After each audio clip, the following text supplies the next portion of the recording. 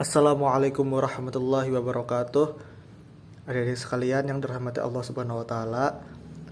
Alhamdulillah kita dapat bertemu lagi pada pembahasan kali ini.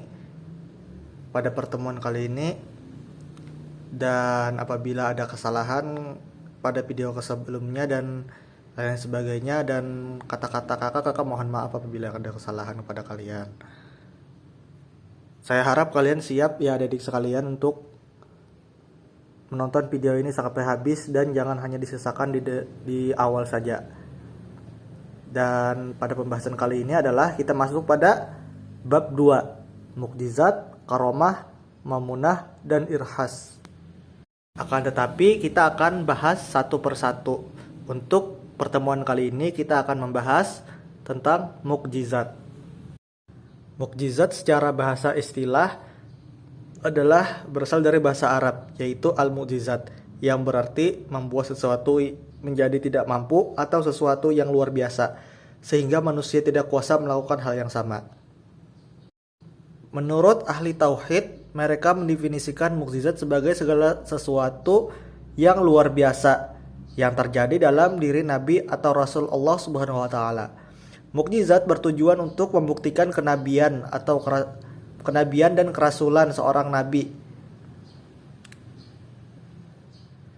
yang tidak dapat ditiru oleh siapapun untuk melemahkan segala macam usaha dan alasan orang kafir yang menentang Islam dan menyeru kepada umat agar percaya kepada keesaan Allah Subhanahu wa taala.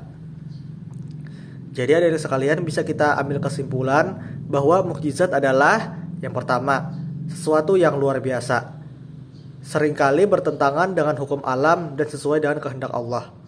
Nanti akan kakak jelaskan lebih lanjut. Yang kedua, terjadi akibat tantangan. Tantangan ini untuk membuktikan kenabian atau kerasulan hamba Allah terhadap mereka yang tidak mau beriman dan mengejek. Dan yang ketiga, tidak dapat ditiru dan dipertentangkan. Hanya dengan izin Allah mukjizat itu terjadi, dan itu pun ada di sekalian hanya kepada nabi dan rasul. Jadi kita tidak bisa mendapatkan mukjizat tersebut. Akan tetapi mukjizat harus diterima dan dipercaya keberadaannya sebagai salah satu bukti keimanan kita kepada nabi dan rasul Allah Subhanahu wa taala. Seseorang yang mengingkari adanya mukjizat berarti mengingkari adanya kekuasaan Allah, kekuasaan dalam ayat-ayat Allah. Ya, nauzubillah ya adik-adik sekalian. Dan kemudian mukjizat ini terbagi menjadi dua, yaitu mukjizat kauniyah adalah mukjizat yang tampak. Mukjizat ini dapat dirasakan atau ditangkap oleh panca indera.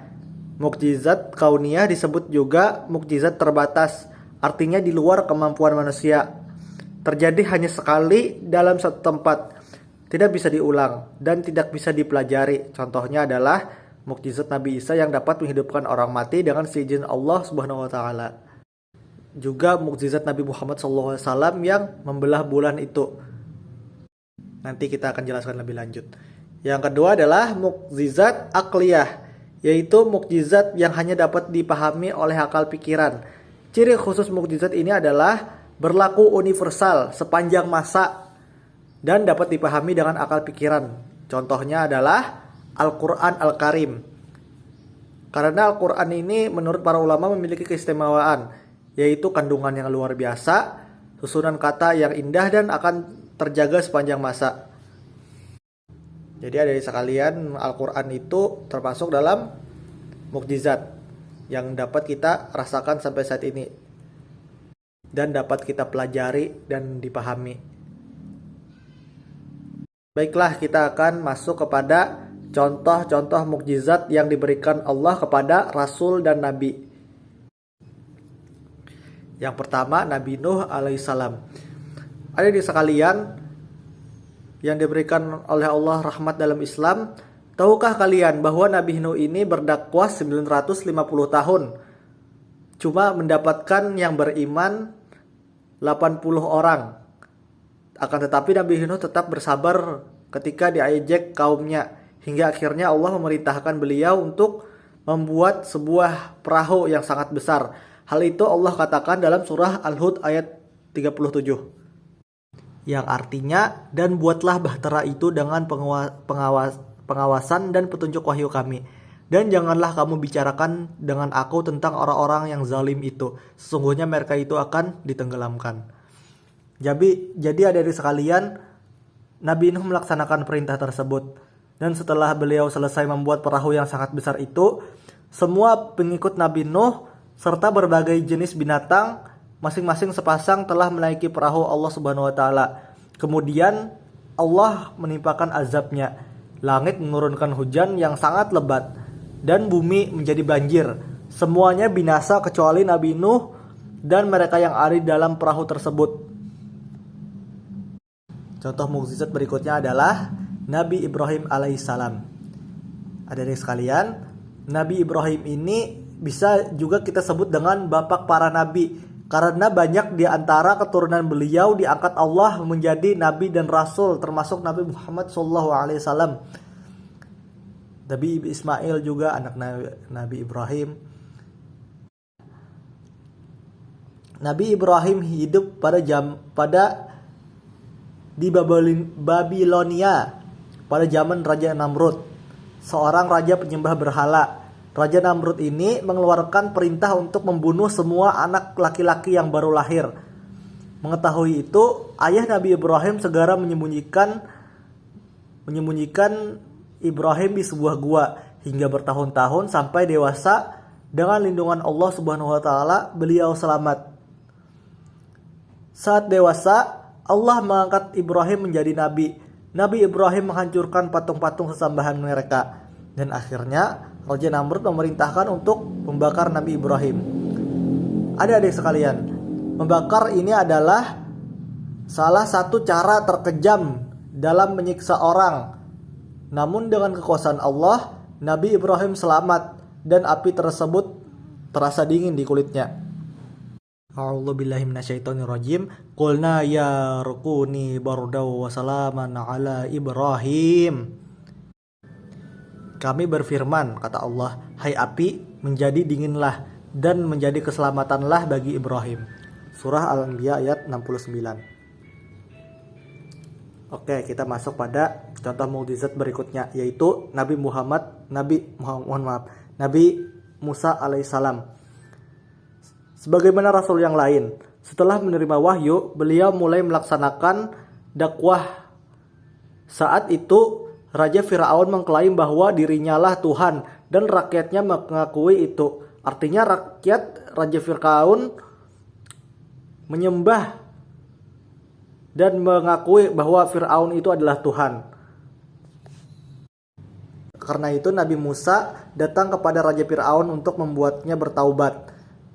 Dan Nabi Musa menunjukkan tanda-tanda kenabiannya saat itu. Saat Nabi Musa beradu sihir dengan ahli sihir, karena permintaan Fir'aun, Allah menurunkan mukjizatnya. Allah memerintahkan Nabi Musa untuk melempar tongkatnya.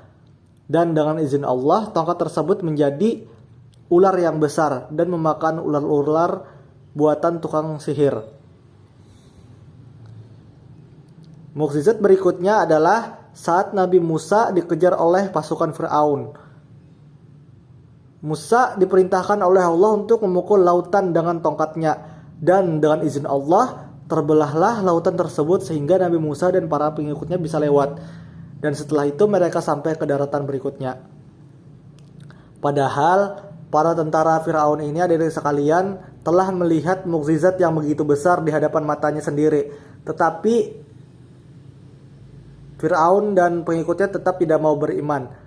Dan saat mereka berada di tengah laut tersebut, lautan itu kembali menutup dan Raja Fir'aun serta tentaranya meninggal dalam keadaan tenggelam. Yang berikutnya adalah Nabi kita, Nabi Muhammad SAW, mukjizat beliau. Nabi Muhammad disebut juga sebagai penutupnya para nabi dan rasul, sehingga beliau berdakwah tentu banyak sekali tantangan dan pastinya beliau harus lewati. Allah mengaruniakan mukjizat untuk Nabi Muhammad, diantaranya yang pertama Al-Quran. Adik-adik sekalian, setelah sebagaimana saya jelaskan sebelumnya, Al-Quran adalah satu-satunya mukjizat Allah yang diturunkan kepada Nabi Muhammad kemudian sampai kepada kita yang bertahan sampai sekarang.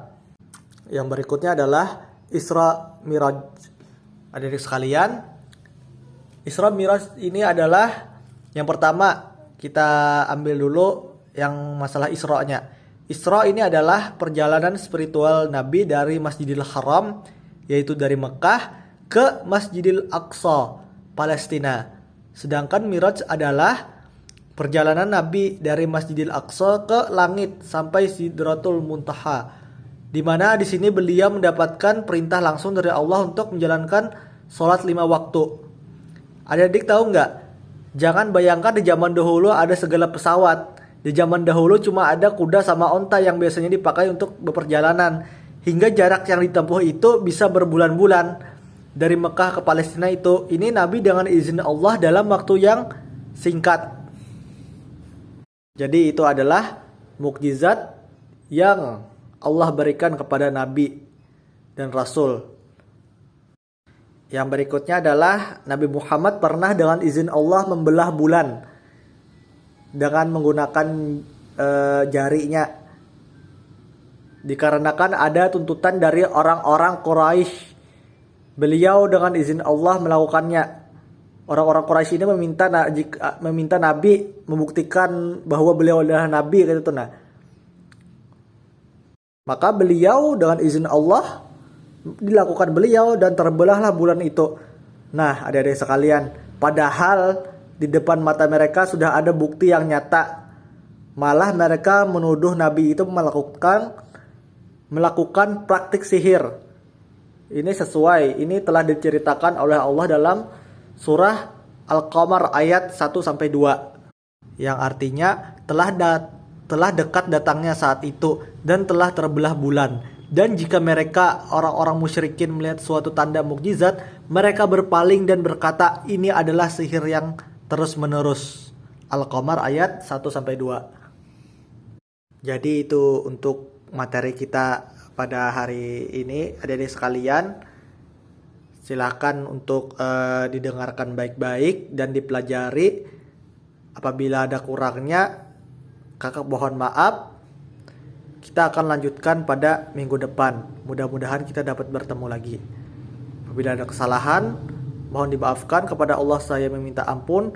Subhanallahumma bihamdika, asyhadu alla ilaha illa anta, astaghfiruka wa atubu ilaik. Assalamualaikum warahmatullahi wabarakatuh.